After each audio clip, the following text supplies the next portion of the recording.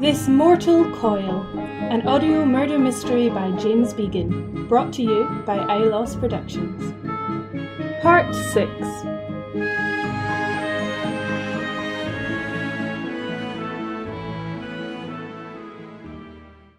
Success! Success smells like Jammie Dodgers. Oh, I can taste them already. I feel like I should rack my brain for a suitable Shakespearean quote to celebrate the occasion. But in all honesty, I was never very good at Shakespeare. I keep thinking. But it doesn't really matter because we've done it. It's done. It's over. We haven't done it. It's not done. It's not over. Damn, thought too soon. I'll never be a proper detective at this rate. Do you mean no Jammie Dodgers? No Jammie Dodgers. No escaping the relegation battle for me. Uh-oh, you accepted the football metaphor. Things must be bad. Gabriel sticking to his story. Yes, he did want to leave. No, he didn't like his brother, but who did? Yes, he did have a new job, a job he could have just emailed about. Yes, he insisted on travelling to it in person anyway, in order to escape that godforsaken theatre. Yes, Paul did something heinous to Mr. Tiddles, and yes, Gabriel did buy chips. Well then, that's still fine, isn't it? But Oh, that's never a good word. he says that he ate his chips in the chippy. He didn't go back to the tech box until moments before Holly came upstairs, which doesn't really give him enough time to stab and poison Paul. I don't know, he is a tech manager. You'd be surprised at what they can accomplish and or break in no time at all. And maybe he just really loved that cat. And the prosecutors don't think that will work in court, unless we have a jury consisting entirely of mad cat people. Well, surely then we should be talking to the chip shop owner. Why are we at the Botanical Gardens? Chip shop isn't open yet. And something's bugging me. All those ants crawling up your leg? Elissa, Sorry. why a yew tree? Why not a yew tree? Well, it's too specific. Paul must have asked for it for a good reason. Directors are mad creatures. Yes, so I've been told. But let's see if there was any method behind that madness. So what are we doing? We're playing Spot the Yew Tree. See any? Nope. Not that I have any clue what one actually looks like. We're not cut up for use as a prop. Exactly. And yet Neve came here twice to get them. But the Botanical Gardens don't have them listed in their collections. So she's a dastardly liar? She said the tree was hanging over from another garden. We just need to look around the edges. All right. Let's see. Wall, more walls. Ooh, nice house. There! Behind the rhododendrons. Help me onto these rocks. Going to peek in someone's garden? Or something like that. Look at this tree hanging over the wall. You can grab the branches from this side. The branches of a yew tree. Okay. Neve's story checks out. So what? There's still the question of why Paul wanted them. And to answer that, I think we need to see who lives in this house.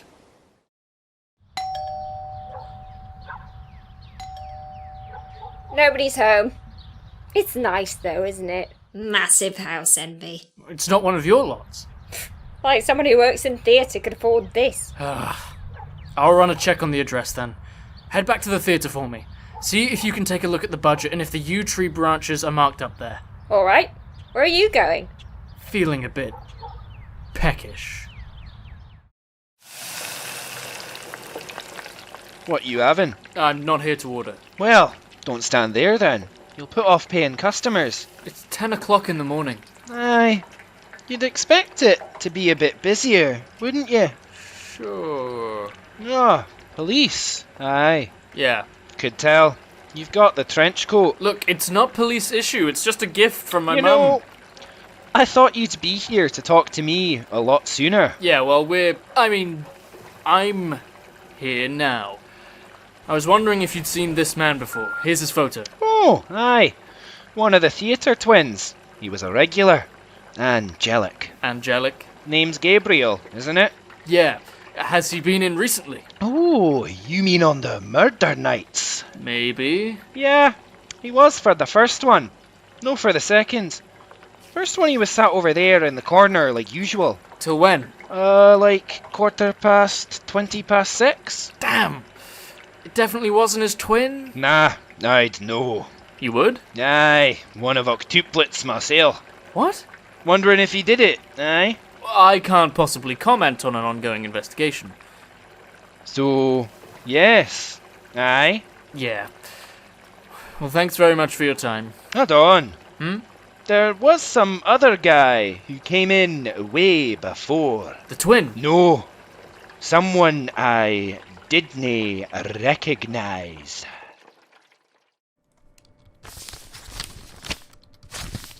Ugh. Paperwork. Computer documents. Numbers. Eyes. Glazing over. Must have. Distraction. No! I need to do this. Polly, please, where is it? I'm still searching the PC. Check through those printouts. Oh, but they're all so boring. Ooh, hang on. What's this? Oh, these are the copies of Fingers on the Pulse Quentin left while he was canoodling with Beth. I'll just take a quick glance. Don't you dare procrastinate. You can't know that. Your eyes are on the screen. I'm a director. I can smell procrastination in the air. Like T-Rex's movement. Sort of. Maybe. Now to enjoy the delights of Fingers on the Pulse. Got it. And after my recent heart surgery, it is with great joy that my husband and I welcome you to this printed update of... Wait, she said something. Pretend you heard. You've, found it? Yep. Excellent guessing. Good work, me. Here's the latest file for the budget. Paul made it himself. It's a wonder he allowed Beth access to it at all. What? The yew tree branches aren't here, but every other prop is. Intriguing. Probably. There is a listing I don't understand, though. This one here. Salt in the wound. £0. That's really weird. Do we have a scene like that? Don't think so. Maybe it was cut? No. I'd know if we'd done it. Wait! What is it? Something's happening. Loads of thoughts suddenly coalescing together. This is weird. All my quips are being pushed to the side and replaced by something that feels useful. I think that's called inspiration? Fingers on the pulse. Yes? My husband and I. Are you married? One last kiss. Elissa, are you okay? You're saying all this out loud. Canoodling. Salt in the wound. £0. Elissa? Holly, I mean, yes. can I access the company Facebook account from here? Yeah. Why? Let me check something. As I suspected. I'm definitely a detective now. Only proper detectives say things like that. Are the scripts still backstage? I think so. Why? Because I think I'll find somebody there. Time to message Bailey.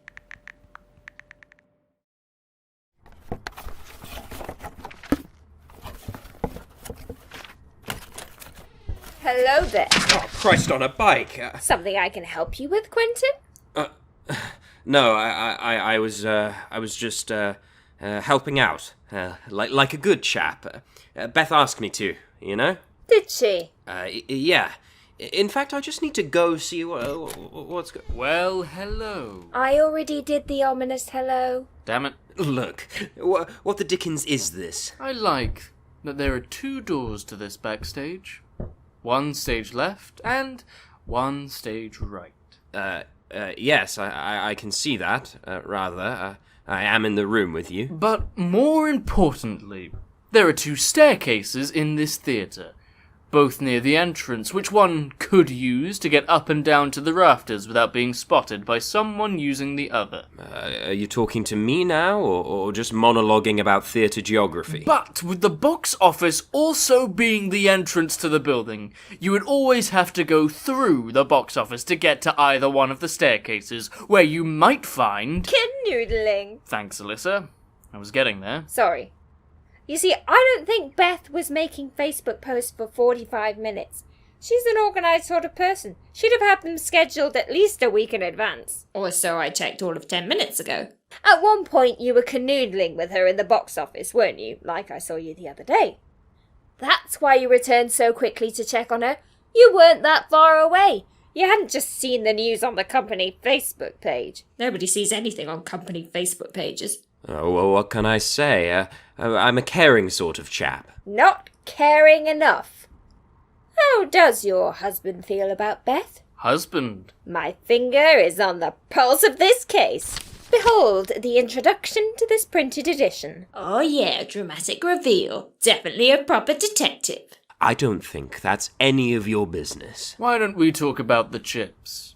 The chippy owner says you bought a portion on the night of Paul's murder. I was peckish. Surely not, considering your heart surgery. Boom! Double reveal from fingers on the pulse.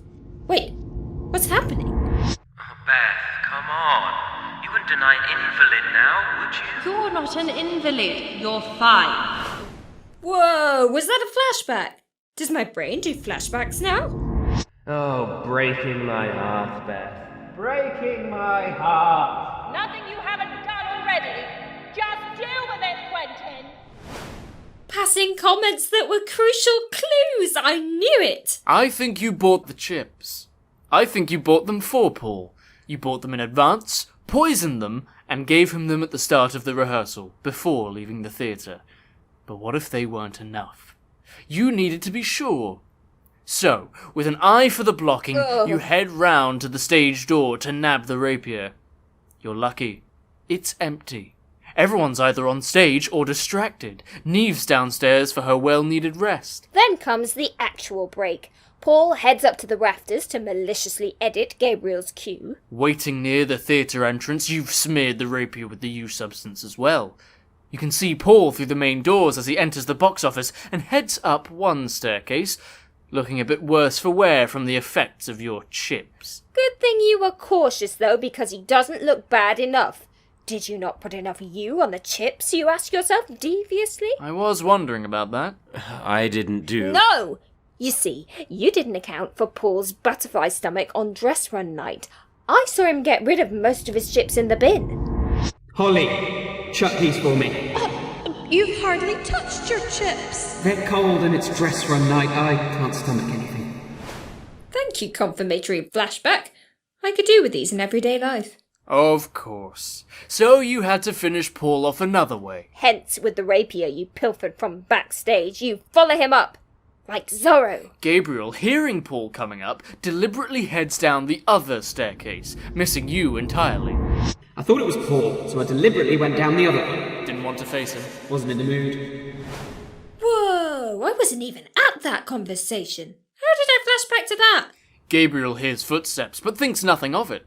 After all, he knows Paul is coming. Paul is already woozy at this point. It doesn't take much effort for you to leave a rapier in him. You don't even push it all the way through because you know you don't need to. Then you go to head downstairs. But you can hear typing downstairs. Someone on the box office computer. It's got to be Beth, checking the box office figures. So you have to wait. You can't let her hear you coming downstairs.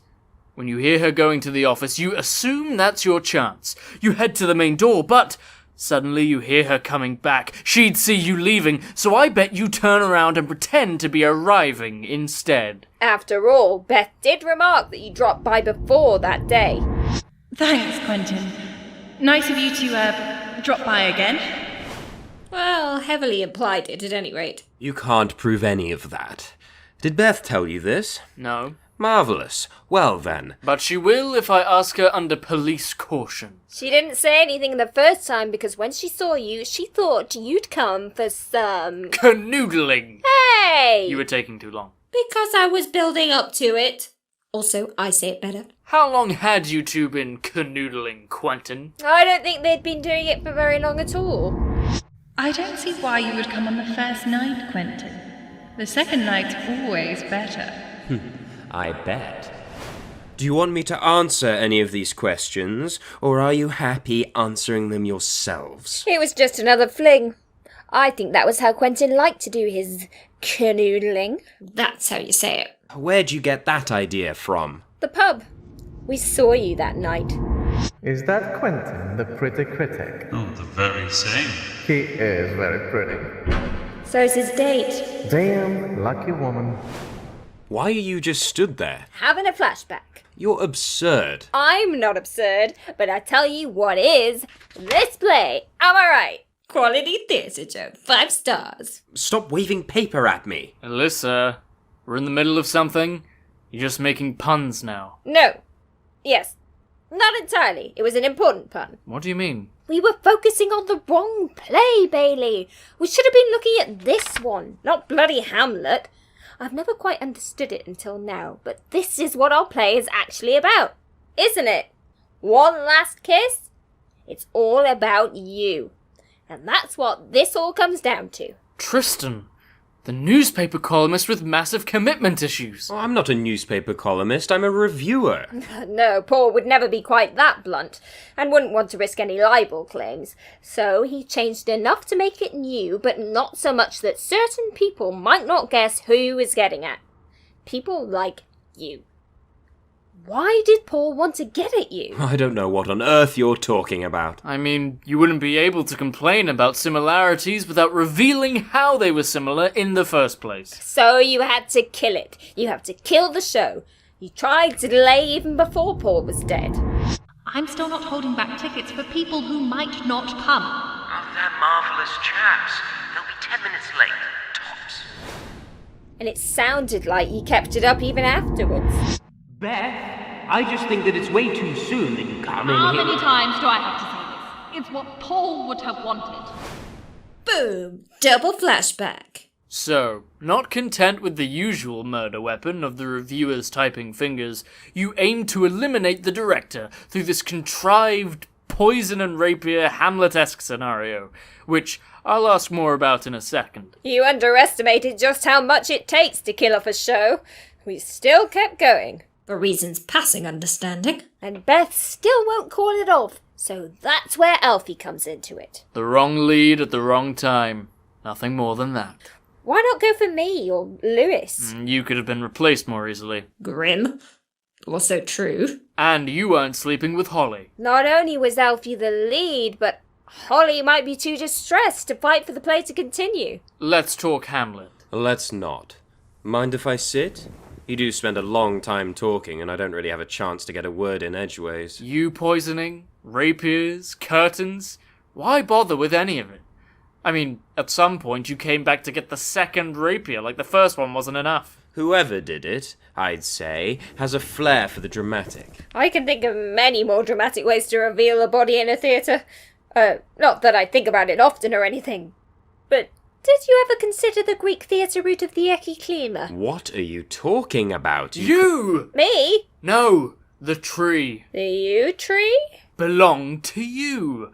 To him, to Quentin. Oh, very confusing, this you business. Paul didn't just want a yew tree on a whim, did he? He wanted your tree. Where to find your yew, he knew. I'm a poet and I didn't know it. He sent Neve to get those branches very specifically. Paul knew your tree branches hung over the botanical gardens. He did it so you'd know all about it. Get it? Elissa. Sorry. I bet you even saw her taking them. Yes, you did. That's why you recognised Neve that time on the street, but she didn't recognise you. Nice to see you again. Oh, yeah, you too.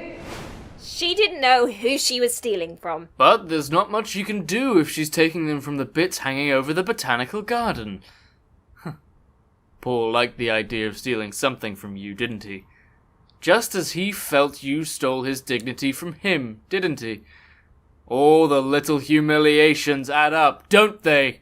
So I suppose poisoning him with the same substance he stole from you must have seemed fitting. Is that what this was? Poetic justice? No! There's more to it than that. There we go, cracked him. He's doing the villainous confession voice. So, why was Paul targeting you? That is not the tree, I mean... Oh, we all know who you mean. Elissa, open that printout to the review section. I bet it's the first or second one there. 12th Night. 2 stars. Unforced error of Wimbledon Shakespearean rewrite. To be honest, absolutely deserved to. Worst adaptation of Twelfth Night I'd ever seen. Local playwright thinks he's better than Shakespeare with predictably disastrous results. I don't suppose Paul took too kindly to that review. Directors rarely do. Writers even less so. So imagine how a writer-director responds. Hence his brand new play, One Last Kiss. Hence stealing your own yew tree branches to be in said play. Salt in the wound, £0. That's what it said in the budget instead of yew trees. There is a listing I don't understand, though. This one here. Salt in the wound, £0. That's really weird.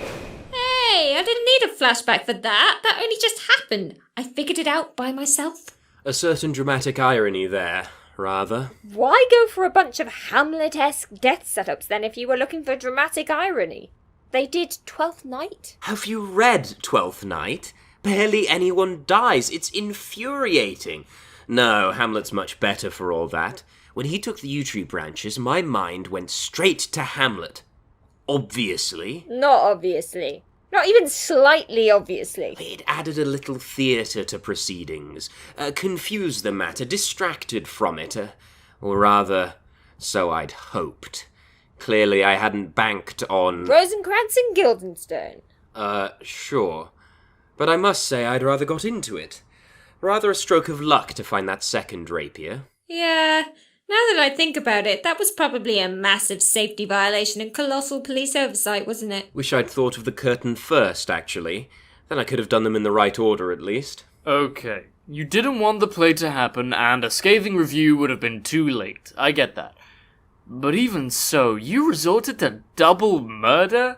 Really? Well, I tried to get Beth to pull it, but to be perfectly honest, she only really had eyes for the box office figures.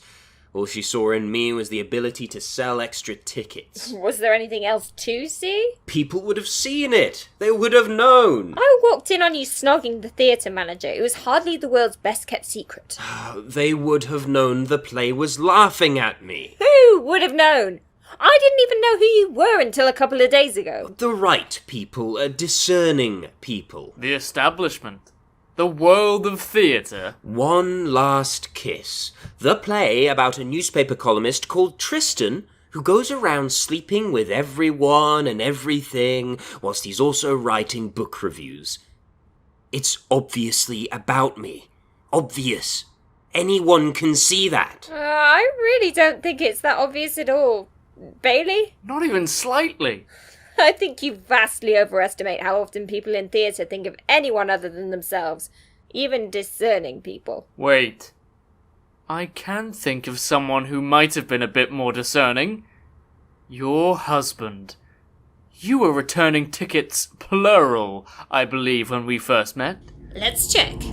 Well, actually I was coming by to, drop off my tickets. Yep, that's correct. You had a +1.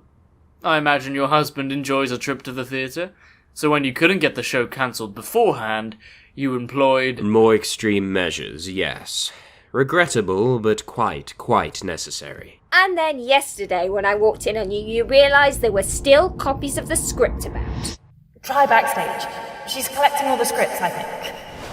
You knew Paul kept the digital copies to himself, but Holly was going to archive these in the theatre's library. Your first murder inadvertently drove up the public interest in the play, and now that it was cancelled due to Alfie's demise, that meant there was a fair chance that someone might go out of their way to read it. Demise. Good detective word, that. Neve will attest it was your garden, and the chippy guy will attest you bought the chips. And I would have gotten away with it too if... No! Quentin Pulse, I'm arresting you for the... Of course he did it. He was the only one with the surname. I should have known it all along. Well then, I suppose that's case closed. Another great detective phrase there. I could be good at this. Elissa. Yes?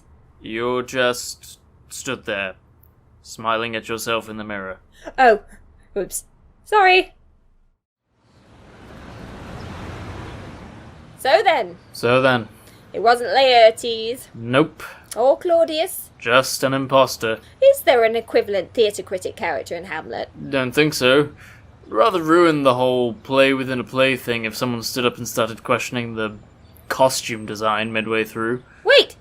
That's it! Didn't realise I was still thinking of Hamlet quotes in here.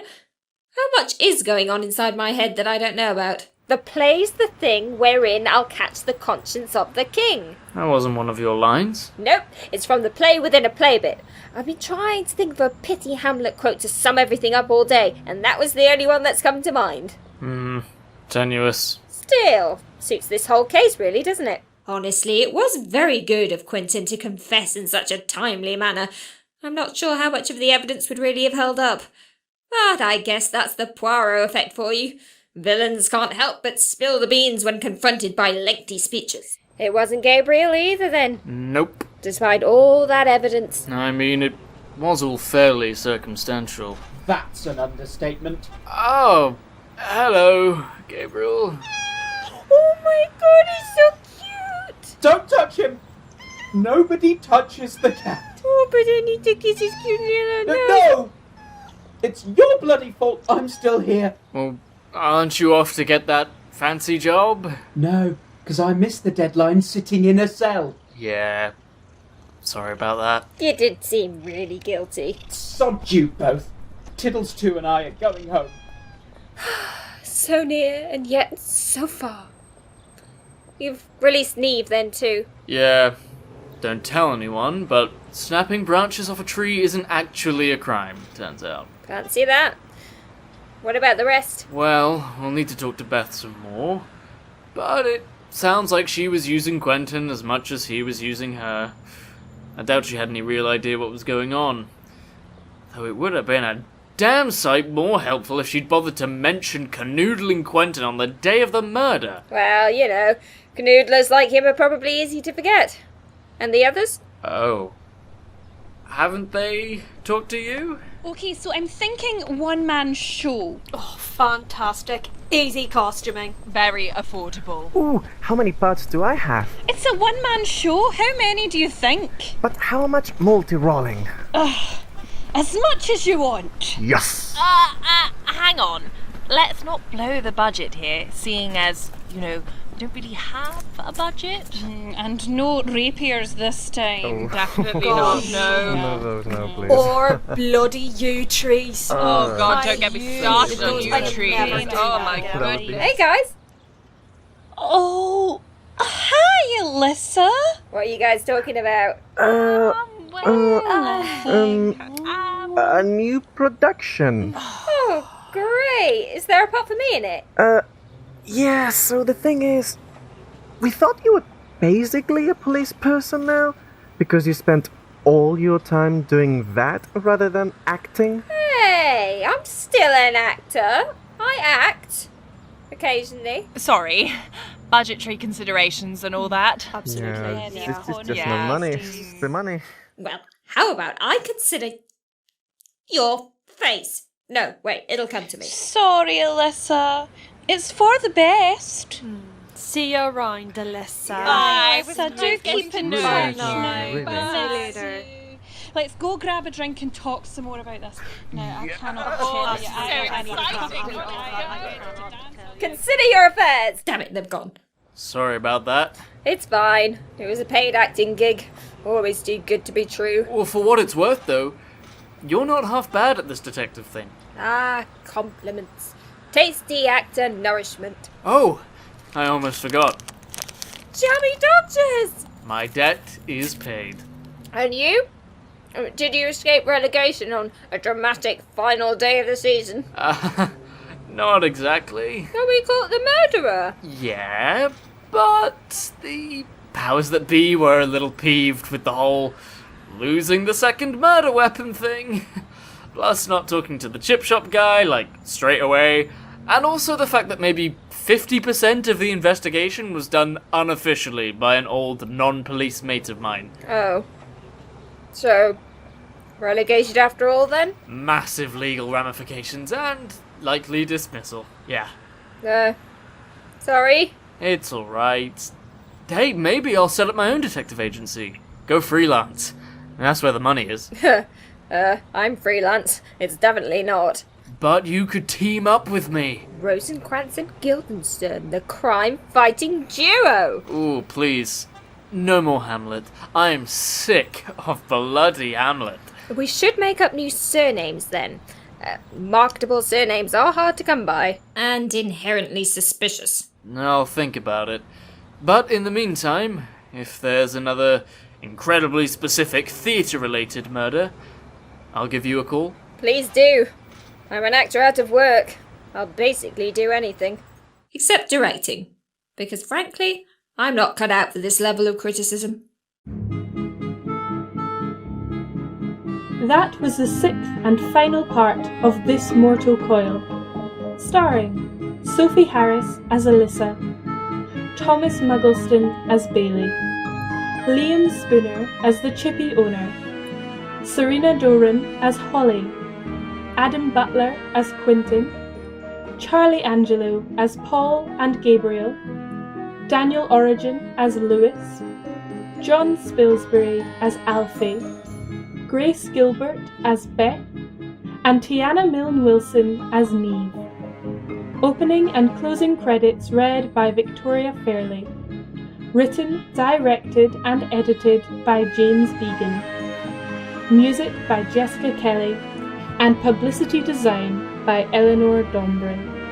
This project was recorded in 2020 from different locations during the coronavirus lockdown.